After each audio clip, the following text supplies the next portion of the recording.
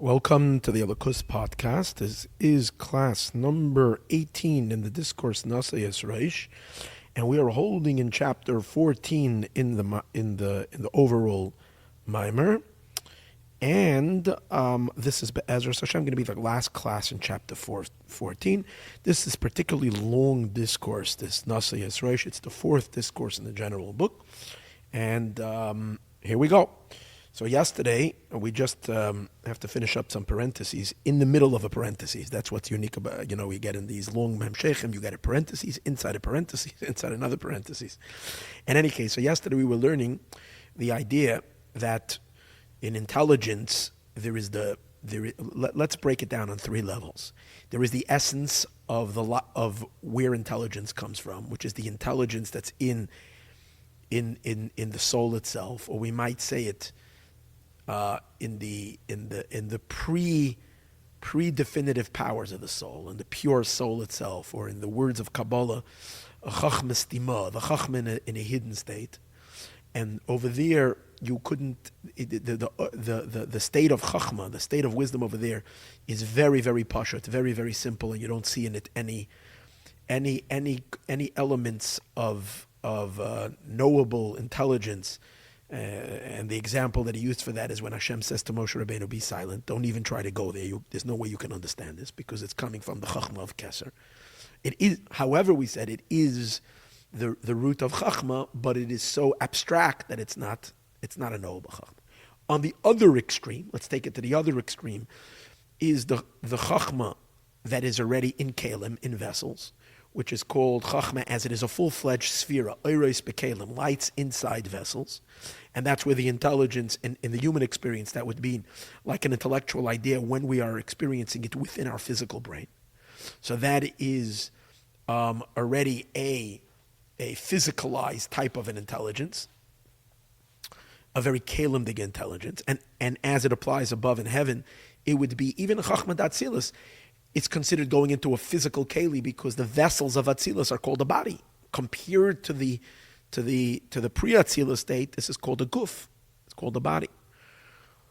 But then there is in between the source of chachma and the manifest chachma, the complete actualized chachma, there is a connector. And what's the connector? That's the oir hachachma. That's a light, which we learned earlier is a ha'ora.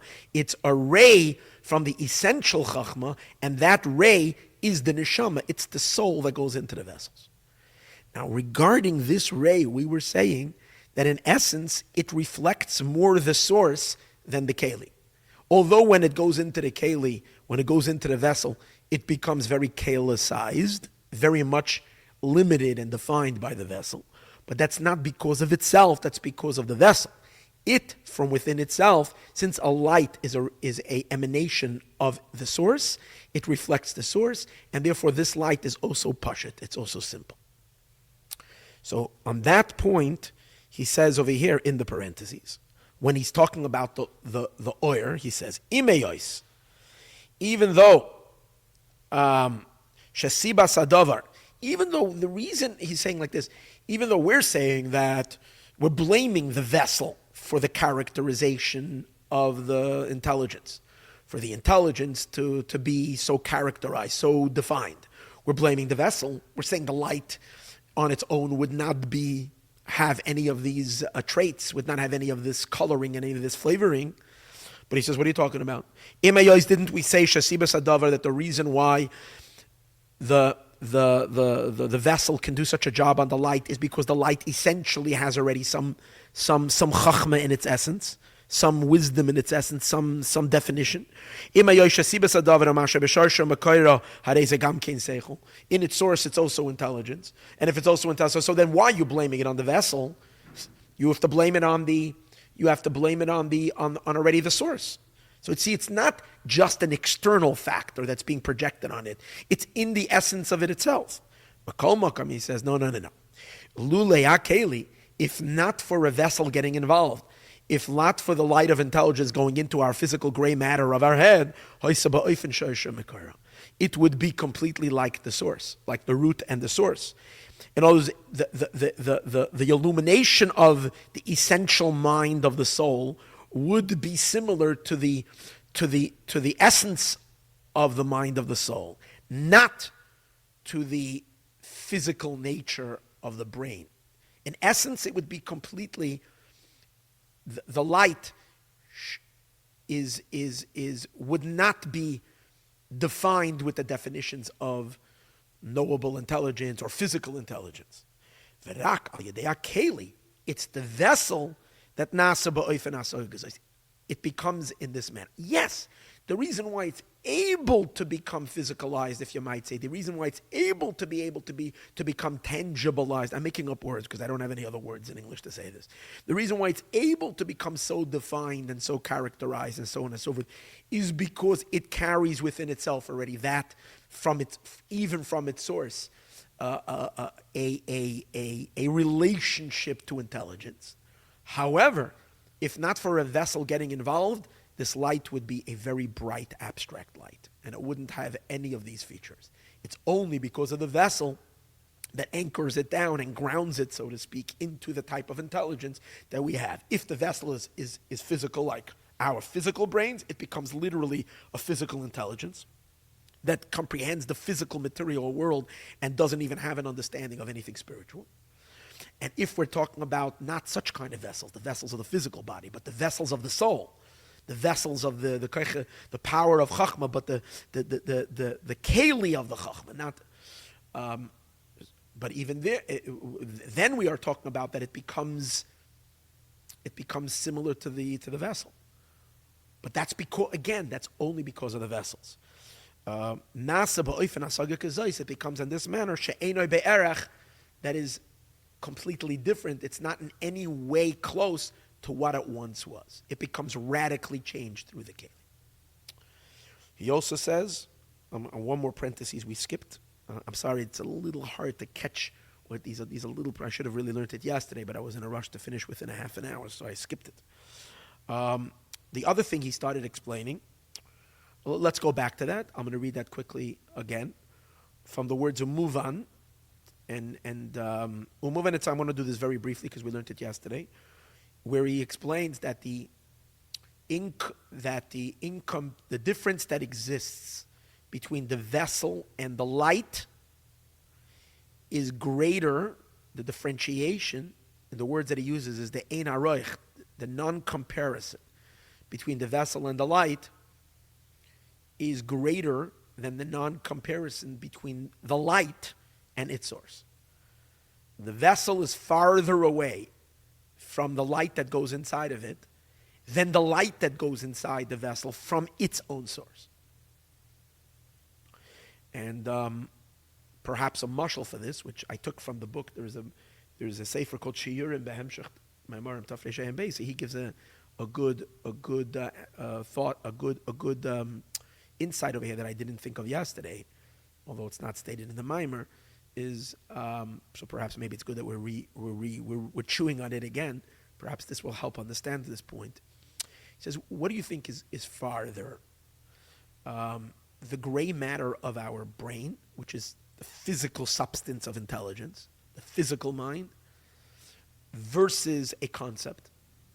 As if we were to say, a concept that you experience in your physical brain, but still the physical substance of the brain versus comparing that to the intellectual idea, or the intellectual idea that we experience when we're in a body in comparison to the intelligence of the soul when it's not in a body. So we learned that the intelligence of the soul that's not in a body is so much beyond the intelligence that we have in a body. But yet, where is there a greater gap, a greater separation? Our intelligence, the concepts, the idea that we experience in our body, versus the abstract concepts of the soul when it's not in a body. That's one comparison. And let's do another comparison. Physical matter of our brain compared to the intellectual ideas we experience when we're physically alive. Which one is great? They're both very different than each other. However, we'll have to argue, we'll have to come to the conclusion that the distance between a physical brain and the concepts that are taking place in the physical brain is far greater. Why? Because physical matter is a physical substance. The intellectual idea that you're having is spiritual. The distance is between spirit and matter, and that's an unbridgeable bridge. It's an absolute difference. But the difference of the intelligence we have in our bodies versus the intelligence of our soul above our body, yes, it's far more elevated, the intelligence of the soul above the body, and it's completely radically different when it's in the body. But here we're talking about both of them are spiritual. It's just means an idea, you can't measure it, you can't weigh it. If you're going to say, 2 plus 2 equals 5, how much does 2 plus 2 equals 4? I'm sorry. How much does that weigh? How long is that? What's the length? What's the width? You'll say, I'm crazy. An idea doesn't have length, doesn't have width, doesn't have physical properties. So an idea, notwithstanding the fact that the idea is experienced in a physical brain, the idea is still spirit. And the soul in heaven, when it experiences it, it's also spirit. It's spirit versus spirit. Yes, the spirit that the soul has, the spiritual power of intellect in heaven is so much more abstract and so much higher than the spiritual concept that we experience in a physical brain. This is a poor spirituality and this is a rich spiritual spirit, but they're both spirit. And therefore the distance between them is not as great as the physical matter of the brain that you can put on a scale and you can measure it and you can measure it and you can weigh it versus a concept that you can't. So that's the same idea he's explaining over here. That the same concept applies also in heaven, in the spiritual world. That the physical, the keli versus the oir, keli is like physicality compared to spirituality.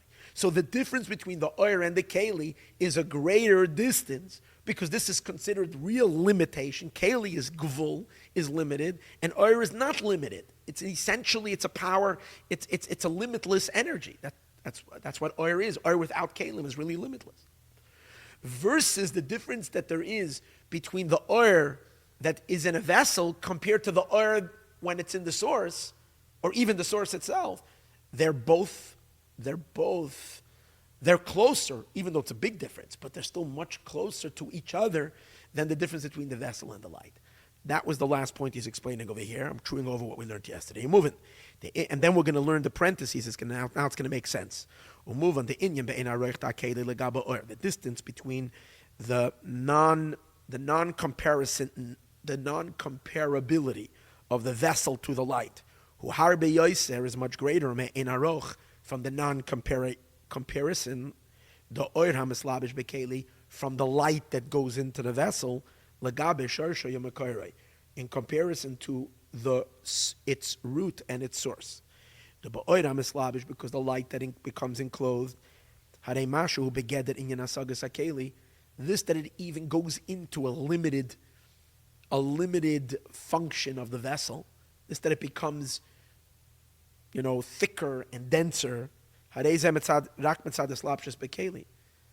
It's only because of the vessel, like in the beginning of today's class, like in the first parentheses, which we explained, it's complete. The vessel does it. The light and essence is still a pure spiritual light. The zois gufa, and this itself, that the vessel is able to physicalize it,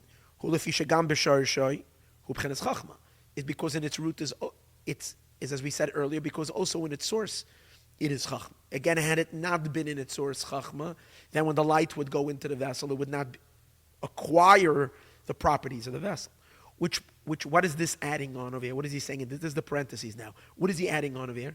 He's saying, and even the fact, in other words, number one, let's keep the light more closer to the source than to the vessel. Why? Because even though the light becomes characterized and defined when it goes into the vessel. Again, we're measuring a light inside a vessel in comparison to the source, to the essential power of wisdom in the soul itself that is above all limitation and above all boundaries. We're measuring the one up to the other. He says that they have a similarity. What's their similarity? The source doesn't have any definitions, and the light coming from the source doesn't either have any definitions. And if it has a definition, even you'll say, what do you mean it doesn't have? It goes into the vessel, it has a definition. That's not because of the vessel. That's not because of the light. That's because the vessel is imparting upon it that definition. But you might argue, and you might say, okay, the vessel is imparting on it. But once the vessel imparts upon it that, now the light is completely separated from its source.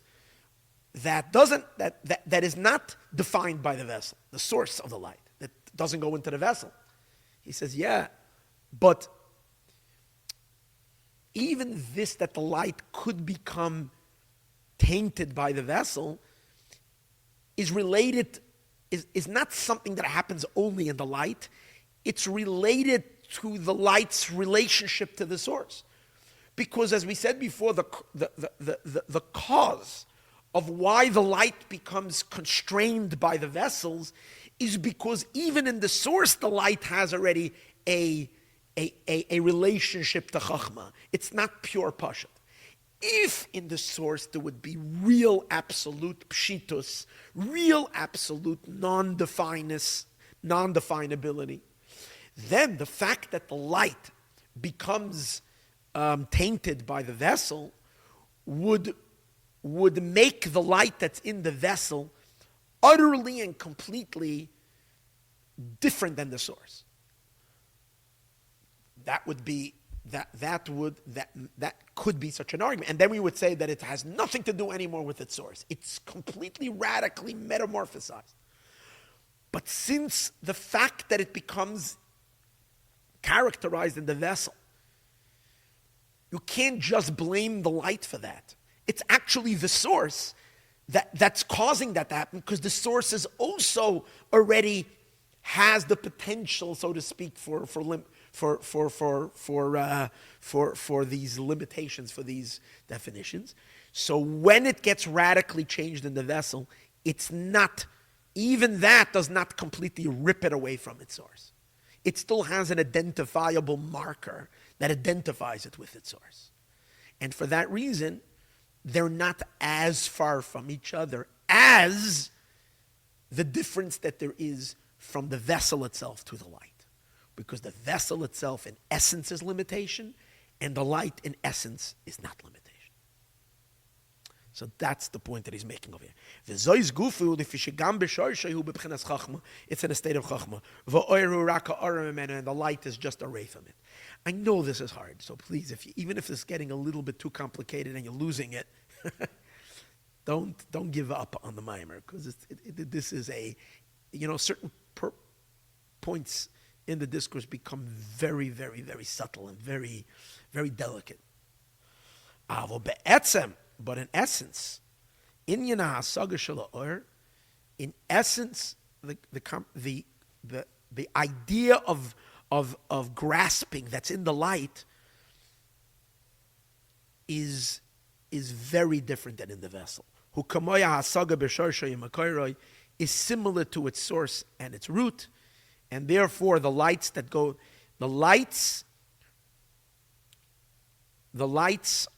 are in general in a state of pshitus. That's the one point he wants to make over here.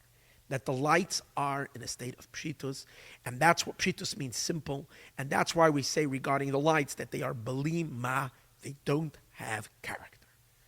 The vessels have character, and the lights don't have character, and even the lights that go into the vessels, they still don't have character, even though they function with character. And the character gets imprinted upon them, but they're still, in essence, what they are. However, the vessel, and therefore the distance, the vessel being far from the light is an absolute distance.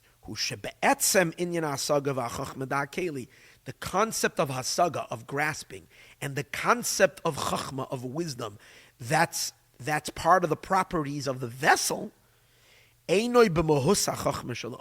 is not at all of the same substance of chachma, of the wisdom of the light. This is pure and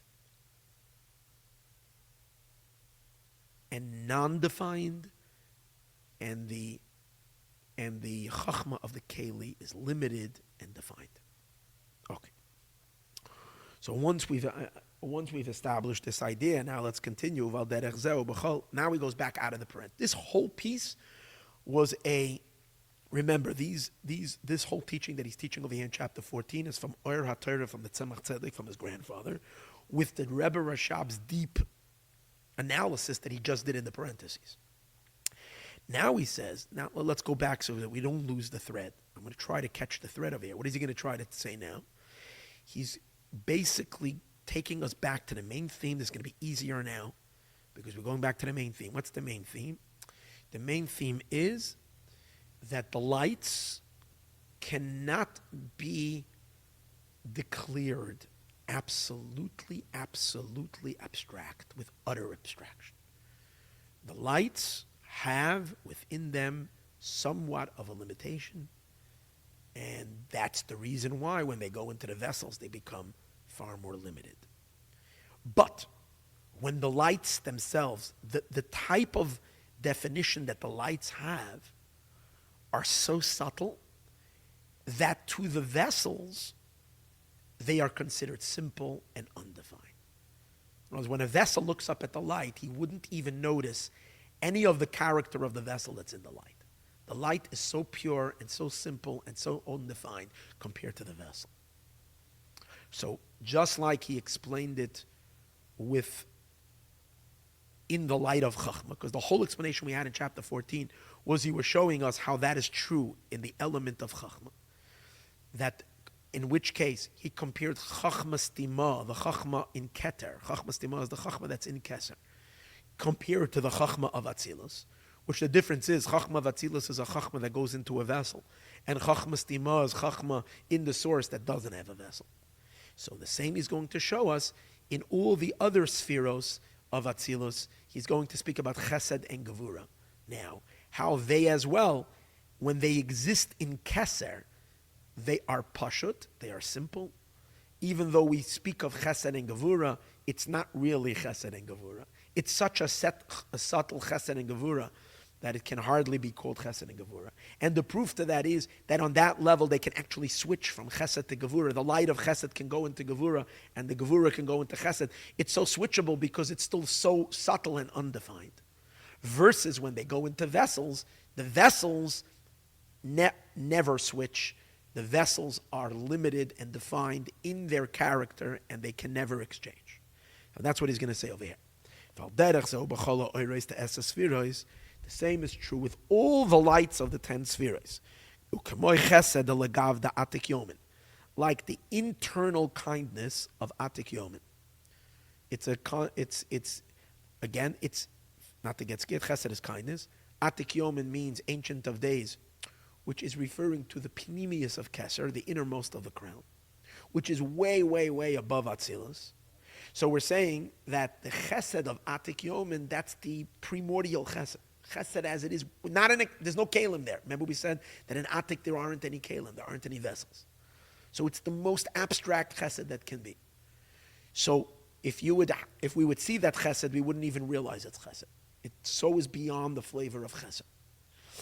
So he says, Nikra Oyer, that level of Chesed is called light, Legabe Chesed Olam Deza, compared to the level called Chesed Olam, the Chesed of the world, of the Ze'er Anpin. Ze'er Anpin means the 6 emotions of Atzilus are called Ze'er Anpin, which means the level of Chesed when it is already in the vessel of Chesed. Ze'er Anpin is basically the Sfirot of Atzilus, vessels, lights invested in vessels. And that's called Chesed Olam. So the Chesed of the kindness of Atik Yomin compared to the Chesed of Atzilus is considered Oyer, light, in compared to a vessel. So it's the light of Chesed. But on the one hand, it is Chesed. But on the other hand, because of its subtlety, because of it being so abstract, it can switch from Chesed to the Gevura. they can switch because of the loftiness of it. Remember, taking us back to the idea that Shammai and Hillel, even though Shammai and Hillel represent kindness and severity when it's in the vessel. So that would be like Chesed is Ze'er Anpin, and Gevurah is Ze'er Anpin. The Gevurah that's in Ze'er Anpin and Chesed, these are lights inside vessels. When they're in their vessel, they can't change because the vessels lock them in a certain mode. But when it's returned back to the teacher that's above it, like to the abstract state, there it can switch. So this is what he's saying over here as well. The lights, when they are in Keser, can echlifu d'chtaya, they can switch. Oira Gevurah b'kliyah Chesed. The light of Gevurah can go into the vessel of Chesed. Shaharei. Because he's going to prove that. Batika Kadisha, in the level of Atik, in the holy Atik, in the holy ancient one, Afa Pisha Yesham Chesed Gevurah, even though there is Chesed and Gevurah already over there, that's what we're saying, there is 10 spheres in Atik, there are spheres over there. Amru, nevertheless they say, Lei Smala B'Hayatika. There's no left in Atik. You know, in Ze'er Anpin, when the spheres emerge, when the oiros, when the lights go into vessels, so the light of Chesed goes into the vessel of Chesed, and it's called Yamin, it's called the right side, corresponding to the right hand of a person, and also in the divine attribute, God's right hand. And when it goes into the sphere of Gevurah, the lights of Gevurah that go into the sphere of Gevurah is called the left.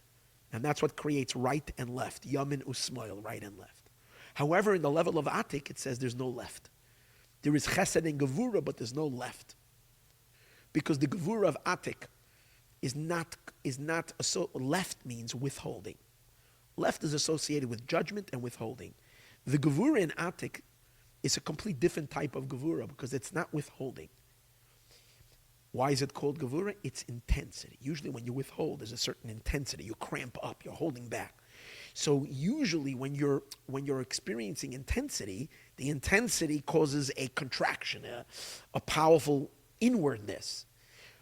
In Atika Kadisha, the element of Gevurah is intensity, but without the element of withholding, of keeping back. Quite on the contrary, it's giving with enormous intensity.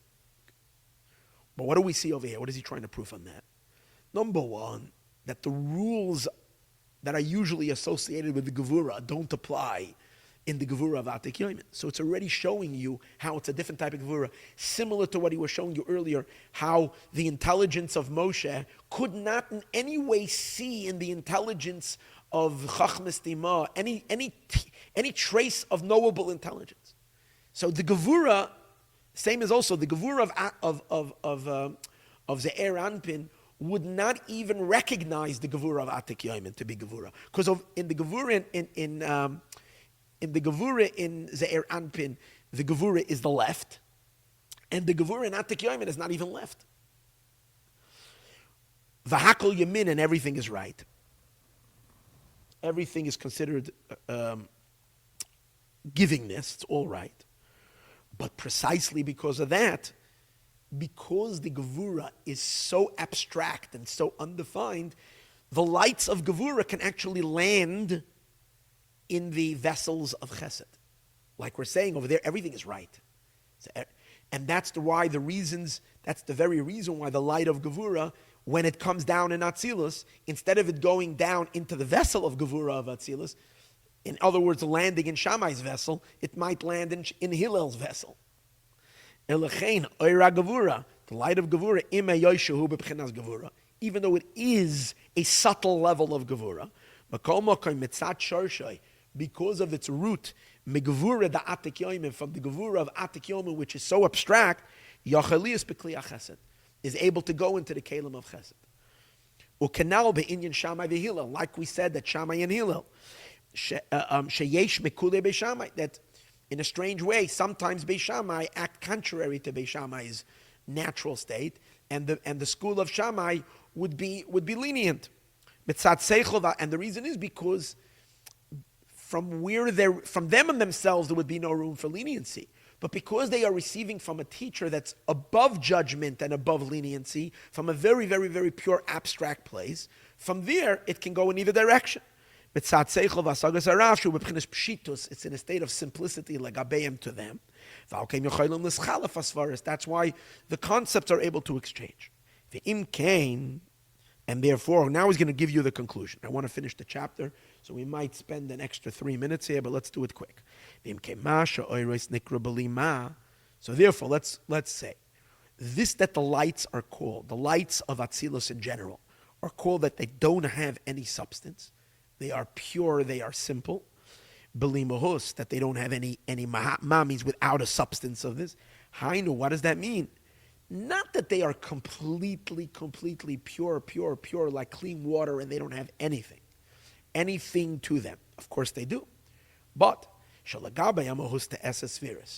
when you look at them and comparing them to the mohus, the substance of the 10 spheres, shehema kelim, when you compare them to the characterization of the vessels, then hem bechinas belima, because the vessels are already noticeably kind and judgment and so on and so forth, but the lights are still belima without substance, and being expressed in the idea which enables the lights to be able to move in either direction. Although they do have, as he's going to say in a moment, they do have in essence, they're not completely pure. V'akelim atzmon, but the vessels, because the vessels are something, the lights are not something. When something is still pre-something, it's flexible. But when something is already something, then it's stuck in being something. V'akelim atzmon, but the vessels themselves, Eino mishtanim u'mischalf, and they don't change. Like we said, Shammai's head never became Hillel's head. And Hillel's head never became Shammai's head, although an idea that Shammai once understood it in a Shammai way, Shammai himself can understand it in a Hillel way, because the idea is flexible. Like we learned earlier in the example of Shammai and Hillel. And the root of that is as follows. What's the reason for that? Why are the vessels really stuck in their shape and form, and the oiros are flexible and not defined? And that's because if we trace the lights and the vessels back to their very, very beginning, the lights come from the Rishimu. And the Rishimu, remember the traces of letters that we spoke, that God carves out in the Ein Sof? Since the Rishimu inherently is the Koach HaGvul, the power of Gvul, therefore the Kalim that come from it, that are the great grandchildren, descendants of these Oiros, of the Rishimu letters, that's why, since the Rishimu Be'etzem is a Koach HaGvul, a power of limitation, so the Kalim are essentially limited. However, the lights, they don't come from the Rishimu. They come originally from the Kav. And the Kav is a revelation of Ein Sof. So therefore, it's Ein Sof, it's Pashut. It's simple. If it's coming from the Kav, and the Kav is a radiation from the Ein Sof, why are they not utterly Pashut? Why aren't they utterly simple? Simple with complete simplicity. Why are we saying they have some trace? The answer is, and this is where the clincher of it all, because the light of the Kav is not really a revelation of the Ein Sof. It's coming, it's the Or Pnimi. And Or Pnimi is from its even though it's Or, it's light, it has shayach, it has a relationship to Gevul, to limitation. But I'm not going to finish the chapter today. I made a run to it. I think it would be unjust to try to cram this in. So let's conclude it into Bez Hashem in tomorrow's class. Thank you.